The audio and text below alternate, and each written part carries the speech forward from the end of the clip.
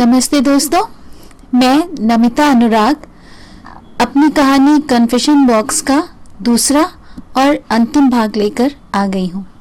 आइए सुनते हैं। इस कहानी के पहले भाग में आपने सुना कि यामिनी और जेसन नेक्स्ट डोर नेबर्स हैं। दोनों के परिवारों में घर जैसा अपनापा है। जेसन यामिनी का कन्फेशन बॉक्स है और उसे हर डांट और मुसीबतों से बचाता रहता है। तभी इन हंसते खेलते परिवारों पर विपदा का पहाड़ टूट पड़ा है। एक दुर्घटना में यामिनी का पति किशोर सड़क के किनारे खाई में गिरकर अपनी जान गंवा बैठा है और यामी अपनी याददाश्त खो चुकी है। तभी एक दिन जेसन को यामी की डायरी पढ़ के पता चलता है कि उसकी याददाश्त वापस आ चुकी है और इस बारे में घर में किसी को पता नहीं है। अब आगे जेसन ने अविनाश अंकल से सब हाल लिया कि अस्पताल में डॉक्टर ने यामी की मानसिक स्थिति के विषय में क्या क्या कहा। उन्होंने बताया कि डॉक्टर्स कह रहे थे कि दवाएं देते रहिए, ऐसा नहीं है कि व्यक्ति की याददाश्त बिल्कुल पहले की तरह वापस आ जाए, पर हाँ, कई बार किन्हीं विशेष बातों या घटनाओं की स्मृति मस्तिष्क में बनी रह जाती है, पर कुछ निश्चित पैटर्न नहीं है। अलग अलग लोगों के अलग अलग रिस्पॉन्स होते हैं। जेसन की नींद उड़ी हुई थी। वो किसी भी तरह से यह विश्वास करने में खुद को असमर्थ पा रहा था कि यामी किसी को मार भी सकती है, कितनी भी गुस्सैल हो, पर यह संभव नहीं। पर अगर यही सच्चाई है जैसा उसने डायरी में लिखा है, तब तो सच्चाई को सामने लाना ही पड़ेगा।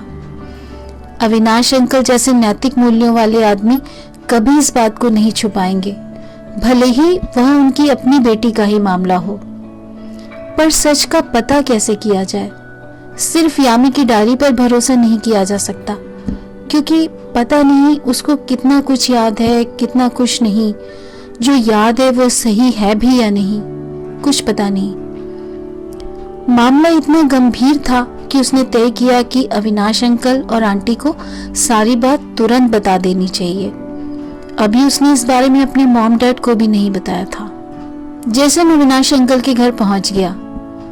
उनकी शाम की चाय पीने का समय था।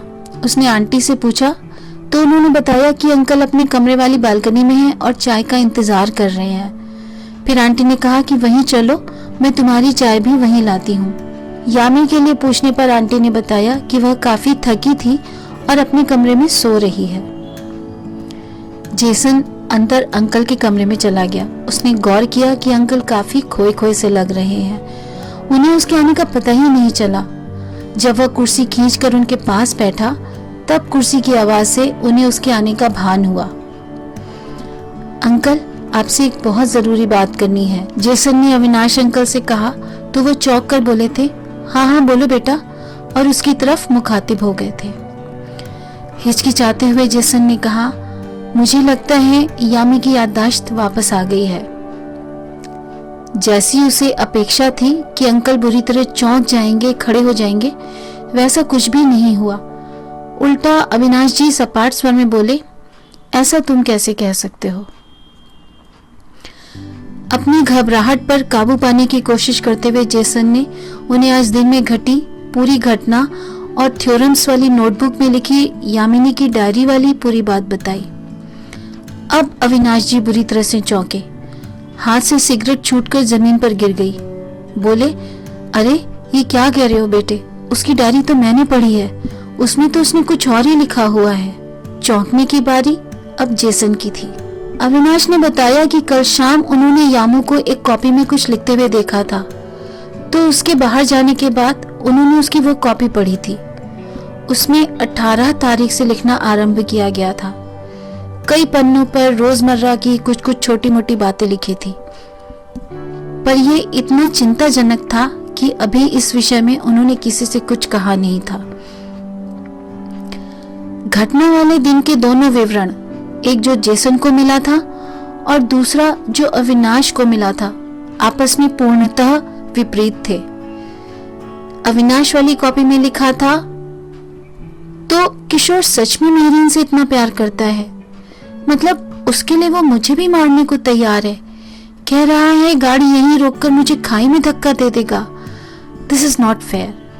अगर मैं मर जाऊंगी तो मेरे मम्मी पापा भी मेरे बिना नहीं रह पाएंगे। फिर 2-3 पन्ने छोड़कर लिखा था, मन तो कर रहा है कि मैं ही उसे इस खाई में धक्का दे दूं, पर मुझे पता है ऐसा करने की हिम्मत ही नहीं है मुझ में। But how badly I wish I could have done this. अगर उसे मेहरीन से ही शादी करनी थी तो उसने मुझे बलि का बकरा क्यों बनाया? He spoiled my life. What do I do now? Oh God, what will happen to my parents now? एक कॉपी में 24 दिसंबर की तारीख के साथ लिखा था, He is such an insensitive man. गलती उसकी है, पर फिर भी मुझे काम डाउन करने के बजाय दांत किटकिटा कर मुझे ही बोल रहा है गो टू हेल, और मुझे वहीं छोड़कर वापस भी चला गया। इतनी इंसल्ट तो मेरी कभी किसी ने नहीं की। ढाबे के बाहर बैठकर खाना खाते हुए वे दोनों बच्चे मुझे कैसी नजरों से देख रहे थे। शायद तरस खा रहे थे मुझ पर। क्या करूं, गुस्से से पागल हो रही हूं मैं। पानी पीकर भी शांति नहीं मिली। फिर कई लाइनें छोड़कर लिखा था, अरे अरे अरे किशोर के पैर डिसबैलेंस हो रहे हैं, कहीं वो नीचे न गिर जाए। मैं उसे बचाने दौड़ रही हूँ, पर मेरा प्लाजो मेरे पैर में फंस गया, मैं गिर पड़ी हूँ। फिर क्या हुआ याद क्यों नहीं आ रहा है। नीलम जी भी इस बीच वहां आकर बैठ गई थी और सभी चाय पी रहे थे। सारी बातें सुनकर नीलम बेहद परेशान हो गई थी। बार बार कह रही थी कि मेरी बेटी कभी ऐसा नहीं कर सकती, जरूर उसने गलती से ये सब लिखा है। मैं पुलिस से बात करूंगी, मैं कोर्ट में जाऊंगी। वे काफी परेशान थी, चुप ही नहीं हो रही थी। तब अविनाश जी को उन्हें थोड़ा डांट डपट कर ही चुप करवाना पड़ा था। अविनाश ने यह भी बताया कि किशोर के घर वालों का फोन आया था। उन लोगों ने भी अपने संपर्कों के द्वारा पता लगवाने की कोशिश करी थी कि उस दिन रास्ते में क्या हुआ था, पर कुछ पता नहीं चल पाया था। यह भी बताया कि अगले सप्ताह वे लोग यहाँ मिलने आने वाले हैं। इसी बीच यामी सोकर उठ गई थी और बाहर आ गई थी, तो ठीक से बात करने के उद्देश्य से ये लोग जेकब के घर आ गए थे। नीलम को यामी से या किसी से भी इस विषय में कुछ भी बोलने को अविनाश जी ने मना कर दिया था। जेकब के घर में जेसन, अविनाश और जेकब तीनों ही सोच विचार की श्रृंखलाओं में उलझे थे। देर तक चर्चा होती रही। यह तय हुआ कि सभी महत्वपूर्ण पहलुओं पर योजनाबद्ध तरीके से काम करना होगा, वह भी अविलंब। यह भी तय किया गया कि यामिनी को अभी अपनी ओर से कुछ नहीं कहना है, वह जैसे रह रही है उसे वैसे ही रहने देना है। योजनानुसार दूसरे दिन नीलम और जूली यामिनी को मूवी दिखाने, घुमाने और खाना खिलाने के लिए बाहर ले गए। अब सबसे पहले देखना यह था कि यामिनी ने कितनी जगह डायरी लिख रखी है और क्या क्या लिखा है। अविनाश, जेसन और जेकब तीनों जुट गए थे। लगभग 20-25 मिनट के अकथ परिश्रम के पश्चात 5 ऐसी नोटबुक्स मिली जिनमें कहीं न कहीं कुछ कुछ लिखा हुआ था। कहीं रोजमर्रा की घटनाओं पर कुछ आधी अधूरी छिटपुट इबारतें लिखी थी, तो कहीं बड़े बड़े पैराग्राफ्स थे, कहीं हिंदी और कहीं अंग्रेजी थी। इन सब बातों को पढ़कर यही समझ आ रहा था कि उसे टुकड़ों में कभी कुछ याद आता है और कभी कुछ, और वो भूल भी जाती है। और ऐसा तो बिल्कुल भी नहीं था कि उसकी याददाश्त पूरी तरह से वापस आ गई है और वह पहले जैसी नॉर्मल हो गई है। यामिनी की कॉपी किताबों को खंगालने के बाद पूरे घर की भी अच्छी तरह से जांच की गई। क्या पता लड़की ने घर के किस कोने में क्या लिख दिया हो। यामी के अलग अलग वक्तव्यों के चलते यह तय करना मुश्किल हो रहा था कि वह अपराधी है भी या नहीं। अगर नहीं है तो उसने ऐसा लिखा क्यों, और अगर है तो पुलिस ने या किसी और ने अभी तक कुछ ऐसा दावा क्यों नहीं किया था। मामला बुरी तरह से उलझ गया था। यह सोचा गया कि सबसे पहले यह देखते हैं कि पुलिस इस मामले में क्या कहती है। अविनाश और जेसन घर से निकल पड़े थे पुलिस थाने के लिए। वहां काफी देर प्रतीक्षा करने के बाद एसपी साहब से मिलने का नंबर आया। उनका कहना था कि जांच चल रही है, साइट से तो हमें कुछ खास जानकारी नहीं मिली है। साहब, लगता तो ऐसा ही है कि शायद ये सेल्फी वगैरह के चक्कर में ही उनका पैर फिसल गया है, क्योंकि उनका मोबाइल फोन भी वहां से बरामद नहीं हुआ है और कार भी वहीं से ही सलामत खड़ी थी। पहले भी ऐसे कई केसेस जानकारी में आए हैं। अब तो जब मैडम की याददाश्त वापस आ जाएगी तभी इस मामले में कुछ कंफर्मेशन हो पाएगा। अगर कुछ और पता चलता है तो हम आपसे संपर्क करेंगे। क्या इन सब बातों का अर्थ यह था कि पुलिस के हिसाब से भी यह एक आकस्मिक दुर्घटना ही थी और उन्हें शक नहीं था किसी पर? इसके बाद दोनों सीधे उस साइट के लिए चल दिए। उस जगह को देखना चाहते थे, शायद वहां पर कुछ पता चले। जैसा उन देवदूत समान लड़कों ने जो यामिनी को बेहोशी की हालत में अस्पताल ले आए थे विवरण दिया था, उस हिसाब से ही उस स्पॉट पर पहुंचकर दोनों काफी देर तक निरीक्षण करते रहे। न जाने कैसा अजीब सा अनुभव होने लगा था। अभी मुश्किल से 2.5-3 महीने पहले की ही तो बात थी। किशोर की यादें ताजा हो रही थी। घर का दामाद था वो। छोटी छोटी बातों पर दोनों गौर करते रहे। सड़क के एक तरफ खाई थी, जैसा उन लड़कों ने बताया था कि कार उसी तरफ खड़ी थी, और उससे कुछ दूर पर सड़क की दूसरी ओर एक ढाबा था। डायरी में एक जगह यामिनी ने लिखा था कि उसने पानी लेकर पिया था। शायद ये वही ढाबा होगा। वहां भी पूछताछ करने के इरादे से दोनों अंदर चले गए। बाहर की ही तरफ एक मेज के पास की 2 कुर्सियों पर दोनों बैठ गए।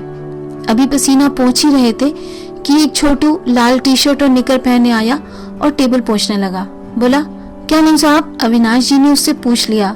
बेटा, यहाँ करीब 2-2.5 महीने पहले कोई आदमी उस तरफ खाई में गिर गया था क्या? छोटू ने एकदम से चौंक कर आंखें उठाकर उनकी तरफ देखा। टेबल पहुंचते हाथ रुक गए थे।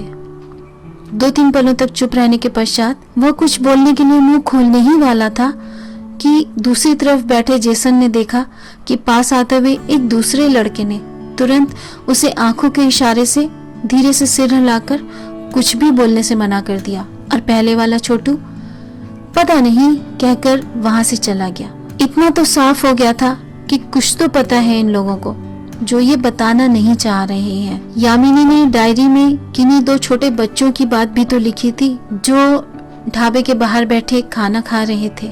अविनाश जी ने इशारे से जेसन को आगे कुछ भी पूछने से मना कर दिया। दिन ढलने को था। कार में बैठे जेसन और अविनाश दोनों बच्चों की ड्यूटी समाप्त होने की प्रतीक्षा में थे। लगभग 8 बजे शिफ्ट चेंज के बाद दोनों बच्चे बाहर निकले और इस गाड़ी ने उनका पीछा करना शुरू कर दिया। दोनों बच्चे अंधेरे में मस्ती में एक दूसरे के गले में हाथ डाले चले जा रहे थे। कार उनके पास आकर रुकी तो दोनों बुरी तरह चौंक गए। बच्चों के साथ प्यार से काफी देर तक बातें की गई। पता चला दोनों भाई हैं, बड़ा 14 का और छोटा 11 का। बड़े से परिवार में बाबा और वे दोनों कमाने वाले हैं। पहले उन्हें अच्छी तरह पेट भरकर अच्छा खाना खिलाया। भरोसा मिलने पर कि उनके मालिक को या पुलिस को हम कभी नहीं बताएंगे कि तुम लोगों से हमें कुछ भी पता चला है। बच्चे उस दिन के विषय में बात करने को थोड़ा तैयार से लगे। बाकी काम अविनाश के हाथों में दिख रहे बड़े बड़े नोटों ने कर दिया। बड़ा भाई, जिसका नाम पिंकू था, उंगली दिखाकर जगह बताते हुए बोला, अपन दोनों भारिश लंच कर रहा था।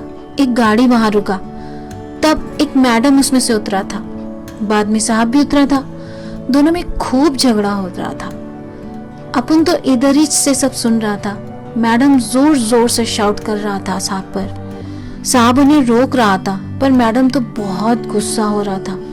अपन सुना था, मैडम साहब से बोला वो साहब को नीचे धक्का मार देगी। तब साहब गुस्से में पलटकर अंग्रेजी में कुछ ऐसा बोला था, गट्टो हाल करके, और गुस्से से वापस चला गया था।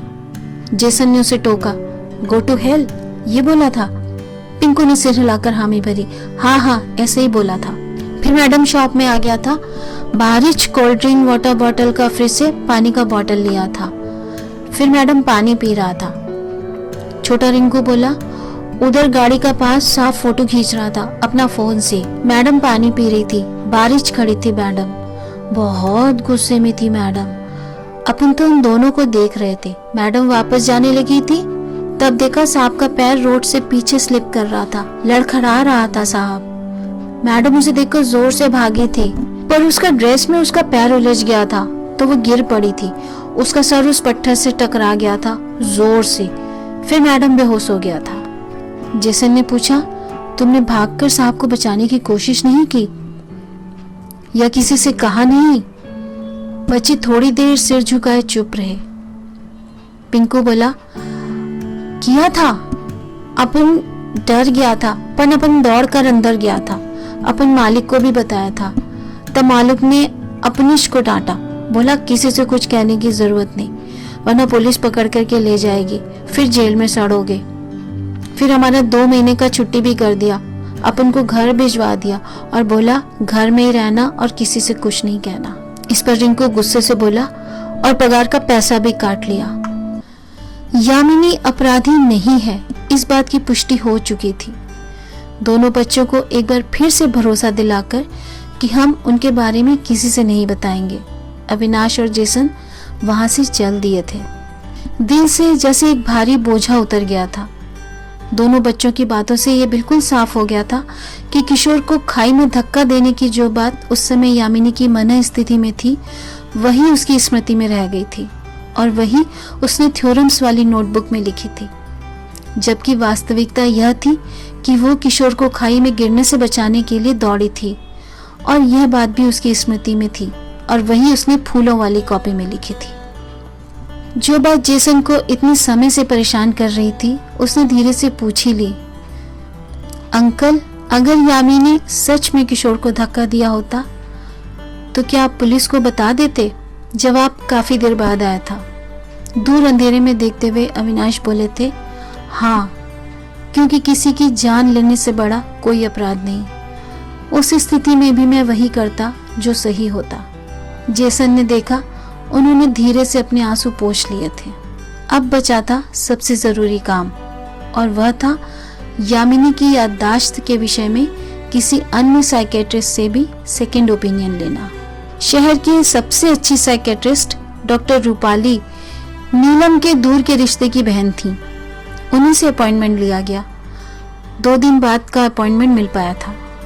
अविनाश और नीलम गए थे। डॉक्टर रूपाली को घटना का पूरा विवरण, कैसे यामिनी ने अलग अलग जगहों पर घटना वाले दिन के अलग अलग बिल्कुल विरोधाभासी विवरण लिखे हैं, विस्तार से बताया गया। डॉक्टर रूपाली ने पूरी बात ध्यान से सुनी और अस्पताल की सारी रिपोर्ट्स भी देखी।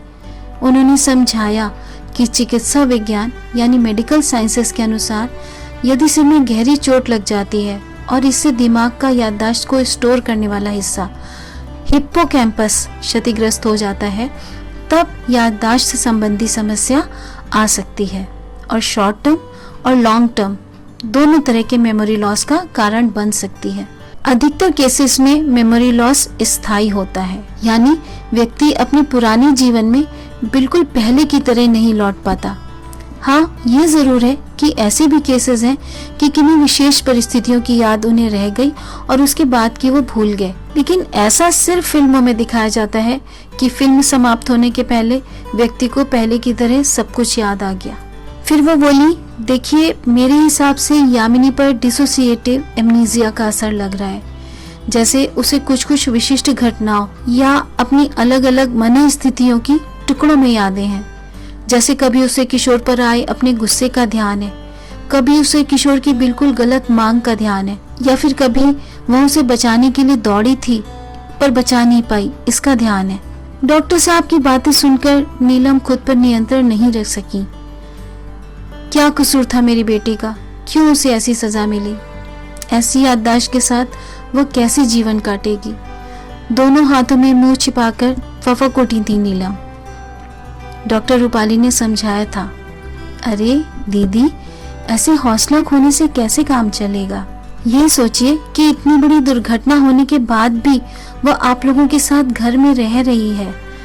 आजकल विभिन्न प्रकार के उपचार TBI यानी ट्रॉमेटिक ब्रेन इंजरी से उबरने में मदद कर सकते हैं। बस आप उसका सही इलाज करवाते रहिए। She is a fighter. उसे घर वालों के प्यार और सहारे की आवश्यकता है। आप लोग बस ईश्वर पर भरोसा रखिए। डॉक्टर की बातों ने मरहम का काम किया था। यामी का अच्छे से अच्छा इलाज करवाने का हौसला लेकर दोनों घर आ गए थे। अगले सप्ताह बेंगलोर से किशोर के घर वाले मिलने आए थे। उन लोगों को भी सारी बातें बता दी गई थी, सिवाय मेहरीन वाले विषय के। कारण था कि अब जब किशोर ही इस दुनिया में नहीं है तो उसकी कोई गलत बात बताकर उसके घर वालों को दुख क्यों दिया जाए। अविनाश मेहरीन के घर जाकर वहां का हाल भी लेना चाहते थे, जानना चाहते थे कि वह कहाँ है, किस हाल में है, कहीं उसे किसी प्रकार की सहायता की आवश्यकता तो नहीं है। जेसन ने किशोर और अपने बड़े भाई जो के एक कॉमन दोस्त को मेहरीन का एड्रेस और फ़ोन नंबर लेने के लिए फ़ोन लगाया। पता चला कि मेहरीन यूके जा चुकी है और वहीं सेटल हो गई है। यामी का कन्फेशन बॉक्स अब भी पहले की तरह अपना काम कर रहा है। अंतर सिर्फ इतना है कि अब ज़रूरतें बदल गई हैं। पहले वह यामी के भेद छुपाया करता था, उसे डांट से बचाया करता था। अब डॉक्टर के पास ले जाता है, बाहर घुमाने ले जाता है। यामी को कठिनाइयाँ आती हैं पुराने लोगों, पुरानी बातों या पुरानी घटनाओं को याद करने में। तब उसका कन्फेशन बॉक्स उसे मजबूत संबल प्रदान करता है। जेसन और यामिनी के घर वालों ने दोनों घरों को यामिनी के विगत साझा जीवन की प्यार भरी और खुशनुमा स्मृतियों से भर दिया है। उसका इलाज बराबर चल रहा है और समय के साथ उसमें थोड़ा सुधार भी देखने को मिल रहा है। ये कहानी बस इतनी ही। फिर मिलेंगे एक नई कही अनकही लेकर। आप सब स्वस्थ रहें, सुखी रहें। धन्यवाद।